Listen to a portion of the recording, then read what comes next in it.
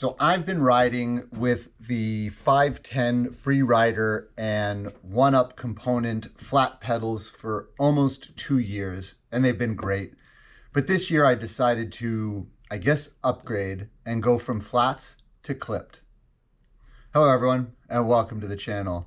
As always, my name is Todd, and I'm an old-ass mountain biker living here in Massachusetts.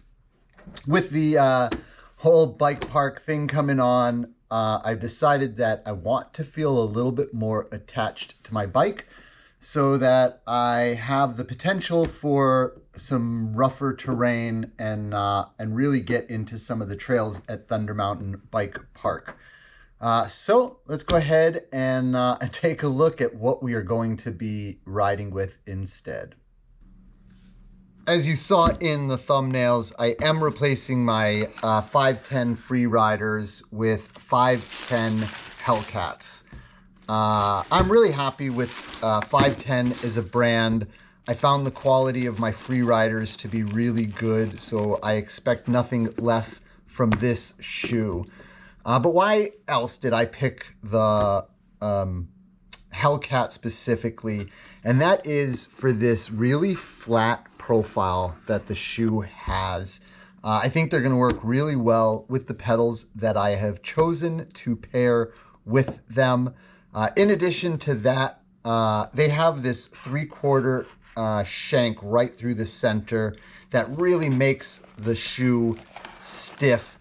And you get a little bit of flex in the toe, a little bit of flex in the heel, but that's it. And by comparison, here are my free riders. They have lots of twist and they're really nice and comfortable when you have to hike. But clipped in, I want to be able to take advantage of putting all that power down into my pedals. So let's go ahead and put these off to the side. I mentioned that the flat profile of the shoes was a big driver of why I chose them. And here is why. The big reveal for today are the pedals that I have chosen to upgrade to. And that is from a company called Hustle Bike Labs. They're relatively new, right? Hey Todd, stoked to ride with you. Thanks for the support. Mahalo, Craig. That's kind of cool. That's handwritten anyways. But inside the box, we have the pedals in a bubble wrap. In addition to that, we have some replacement pins, specifically orange, so that my pedals will match the color of my bike. But let's go ahead and take a look at these pedals, because that is really what we are here for.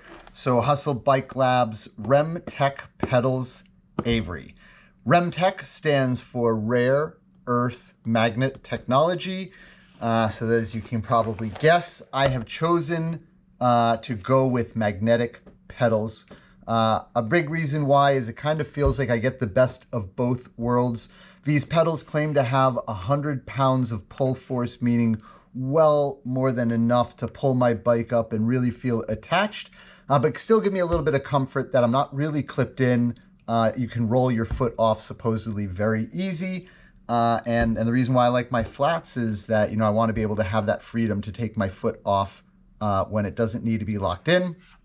A couple of really cool hologram stickers, Hustle Bike Labs right above, installation instructions, and the pedals themselves. So they got a little thing, caution, leave magnet covers on the pedal until installed, but we're going to break the rules and just show you what the pedal looks like anyways. So here you go. I went with what is called the Black Jack. So it is matte black with gold pins. As I mentioned earlier, I have orange pins to replace the gold with, because that's not really my thing. And you can see that, well, I don't know if you can see, but I'm going to hold it up close enough. There are a couple of pins that are longer. They call these the canine pins because they're designed to really bite into your shoe. And if I grab, the shoe, just to kind of show you what it would look like on the pedal itself. And you can see that there's pretty good contact along the pedal. And these canines are actually biting in. Mind you, that is without the metal plate being attached to the bottom of the shoe. The magnets are just grabbing you know, that piece in there, and it already, you can see it's going to work really nice.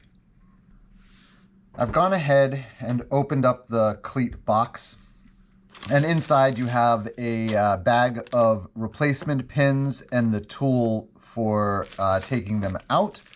You have 2 metal plates with the locking plate that goes on it, the 4 bolts and spacers so that the metal plate is flush with the bottom of your shoe.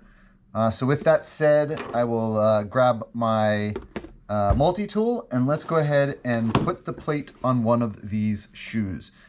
So if you go to the Hustle Bike Labs YouTube site, they tell you make sure that you have the plate as far to the back as possible and as far to the outside as possible, and use the spacer.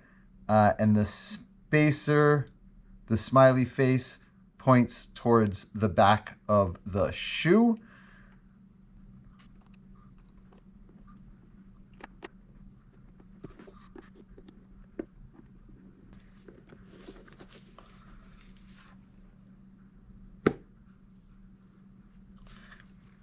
And when you do put the pedal on the shoe, the thing you want to check for is to make sure that there's no rocking on this plate. And as long as you've got a good solid connection, which we can see I have right here, you've got that full strength. And you can see the canines are digging into the shoe the way they're supposed to. We're getting good contact on the back of the shoe as well. And they tell you don't need the pins in the middle, as you can see, because it goes right over the top where there is nothing.